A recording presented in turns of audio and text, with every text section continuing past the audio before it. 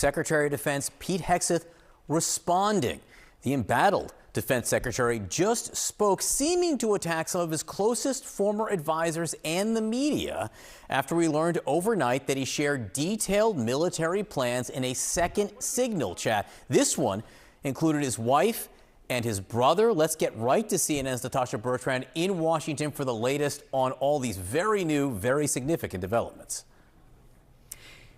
Good morning, John. Yes, we confirmed last night that Secretary Hegseth did have a second Signal chat that included his brother, his wife, and his lawyer, in which he disclosed sensitive details about U.S. military operations against the Houthis in Yemen. This was around the same time as that first Signal chat that was disclosed last month, when the editor of The Atlantic was accidentally included in a Signal chat that Hegseth had with other cabinet officials. This, of course, is different. It was on his personal phone, and we are told that this was a group chat that was set up as part of his confirmation process so he could kind of strategize with his closest allies. But he continued using that chat, we are told, after he was confirmed as Secretary of Defense, and ultimately he did end up sharing information about military plans with the people on that chat, many of whom, including his wife, did not have an obvious need to know about these military operations. Now, Hegseth did issue his first public comments about this just a few minutes ago from the White House at the Easter egg roll. This is what the media does. They take anonymous sources from disgruntled former employees, and then they try to slash and burn people and ruin their reputations. Not going to work with me, because we're changing the Defense Department, putting the Pentagon back in the hands of warfighters, and anonymous smears from disgruntled former employees on old news doesn't matter. Good afternoon, YouTube. Happy Monday. So today we are here to talk about Signal Gate 2. So you guys know Pete Hegseth is our Secretary of Defense, and he used to be a weekend Fox News host, and now he is serving as our Secretary of Defense. And this is the second group chat that he's had, basically disclosing very important, sensitive, pertinent information regarding our military, regarding our armed forces. And it's been reported that on this particular group chat, he had his brother, his wife, and his lawyer. I'm sure those people do not have privileges or clearances to listen or to be witness to this information. So why they were on the group chat, I have absolutely no idea, but this looks really, really, really bad. Now, here's my beef with Pete. When Pete came out, Pete had an interview basically saying that women shouldn't be in combat, basically attacking Lloyd Austin, which was Biden's Secretary of Defense, basically insinuating that the guy was a DEI hire. Now, Lloyd Austin had 40 plus years of experience, and he was a 4-star general. What Pete is doing and what is happening with Pete is what happens when you replace excellence with mediocrity. Pete Hegseth served in the Army, but didn't have any other experience. His only experience, his only qualification, it appears, is that he has complete loyalty to Donald Trump. His loyalty is not to the Constitution. His loyalty is not to the American people. It appears his loyalty is only to Donald Trump. This looks really, really bad, because think about this. He is the Secretary of Defense. He has access, he has privileges to see the most sensitive information regarding our armed forces, our military, all of these things. If that information were to get into the hands of the wrong person, it can literally put our servicemen and women in danger. Like, people can really be harmed, like, because, you know, of course I can't say the other word, but people can literally be harmed if this information gets in the wrong hands. And this is the second Signal group chat that it's basically been exposed. The first one, he's basically said it was made up, it was fake news, all of these things. And then the reporter basically came out and gave the media the proof showing that he was not lying about what he was saying regarding Pete Hegseth, that he was added to a group chat with Pete and all of these different people, I mean, this is a reporter. So he was added to a group chat of this very sensitive information that was basically disclosing war plans. And Pete Hegseth came out and said that he was lying. The reporter proved that he was not lying. And now this happened again. So I'm just thinking, like, how many group chats are out there? How much information, like extremely sensitive, important information are you disclosing?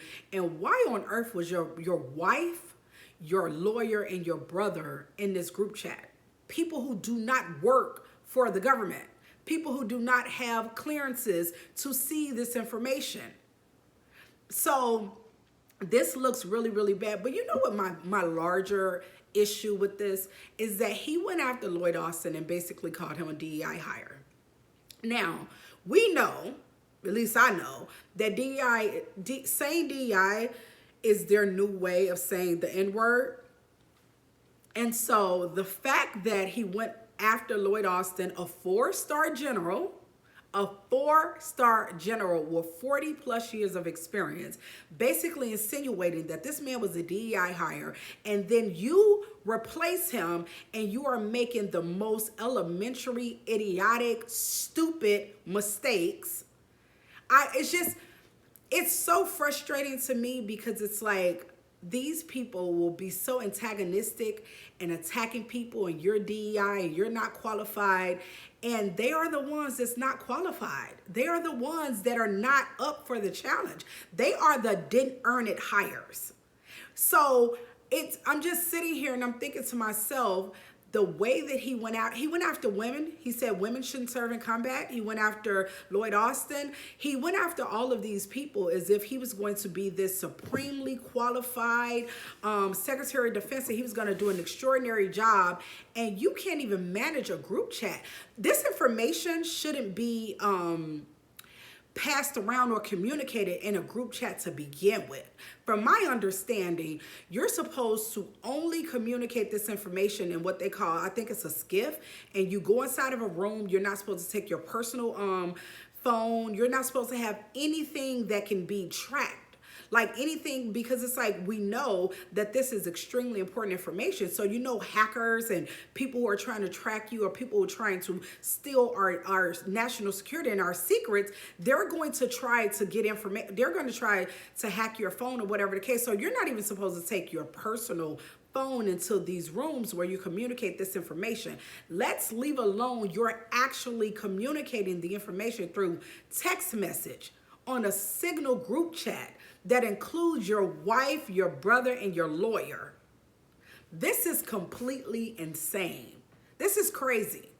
And this is the second time that it happened. And he came out and basically said, you know what they all say, everybody that worked for Trump or surrounded by Trump is fake news. This is about a disgruntled employee. And what a former employee basically said that everything at the Pentagon is complete and total chaos.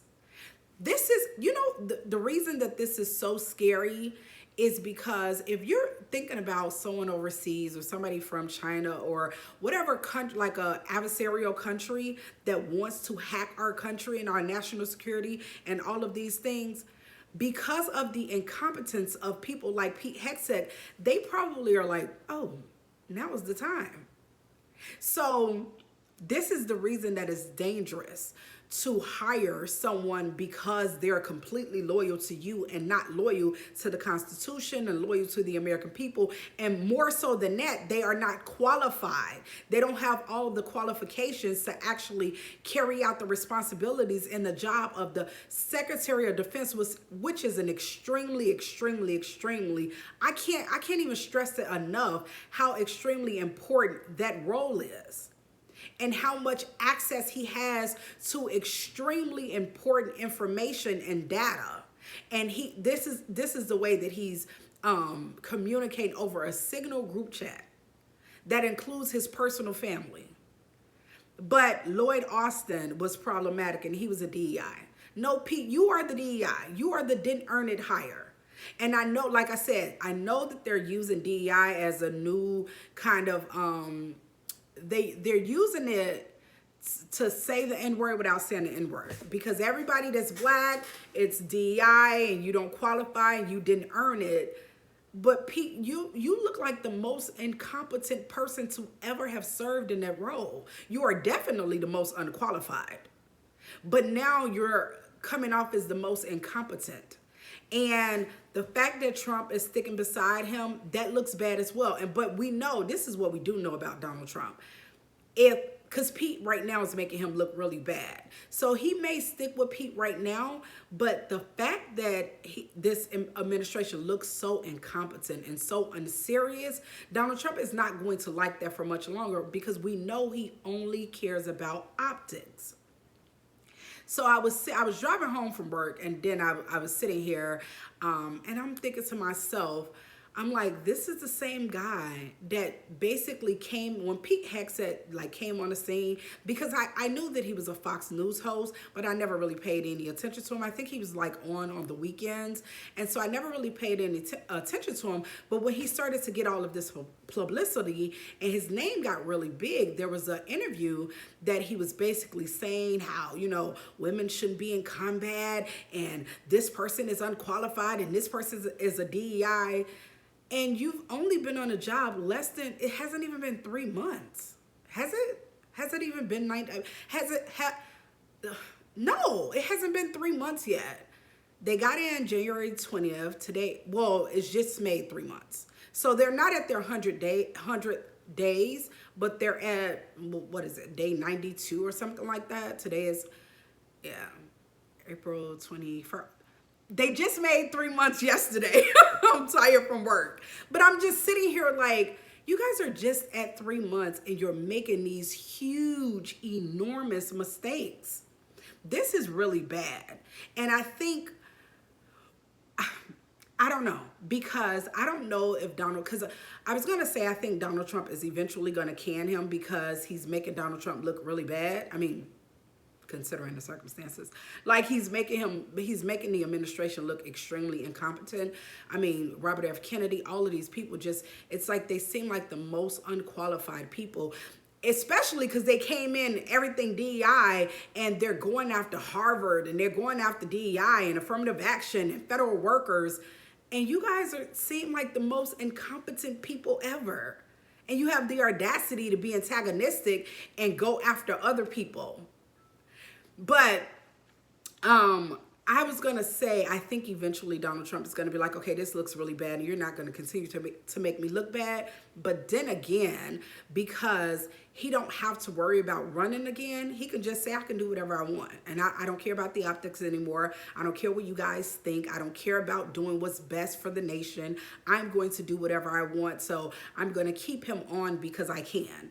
I don't know if that's going to be the approach. It's going to be like, basically, I'm going to keep him on because I can, and nobody can do anything about it. Or if he's going to say, okay, this Pete Hegseth, this is his second huge mistake. This is not a small thing. This is gigantic. This is basically disclosing national securities over national security interests and whatever war plans over text message, which is stupid. It's just dumb. It's like, who does that? And so I don't know if Donald Trump is going to say this looks really bad and you guys are not going to continue to make me look bad. So he's going to can Pete, or I don't know if he's going to take the approach, I don't have to run again. I don't care what anybody thinks. I'm just going to stick it to you guys, and I'm going to do whatever I want, and there's nothing you can do about it. I'm not exactly sure which direction he's going to go in, but I know that this is not safe for our nation. It's not safe for our nation, for our Secretary of Defense to be this incompetent. It's crazy. And so I just kind of wanted to bring that video to you guys, especially because he went after Lloyd Austin, a 4-star general that had 40 plus years of experience. That person was considered DEI, according to Pete Hegseth. And we know why that person was considered a DEI hire. Pete Hegseth, sweetheart, you are the DEI hire. You are the didn't earn it. That's your qualification for your job, according to the man who, I don't know, he nominated you, I suppose. but of course the Senate had to confirm. I was shocked because although I know that the Senate is afraid of Donald Trump and they just do whatever Donald Trump wants, I thought that they were gonna have some pushback regarding Pete Hegseth because he's so unqualified. I was like, at least they're gonna say, okay, come on now, Donald Trump. Like, we give you whatever you want, we bow down to you, we do whatever you want. But this guy, really, Donald Trump, this guy, but they confirmed him and he's in there making huge mistakes. And it's only been 3 months. But Lloyd Austin was a problem. Oh, okay. So that was my commentary. I'm not gonna make another video because I'm exhausted. I'm tired. I had a really long day at work, but I wanted to get this video to you guys because I was thinking about it. I was thinking about it at work. I was thinking about it on my drive home. So I wanted to share my commentary and just my thoughts regarding this whole situation. I will definitely be make a video tomorrow. Have more energy. We'll talk about all of the things, but I definitely wanted to leave this video for you guys. I hope you guys have a phenomenal day, and I will talk to you tomorrow. Bye.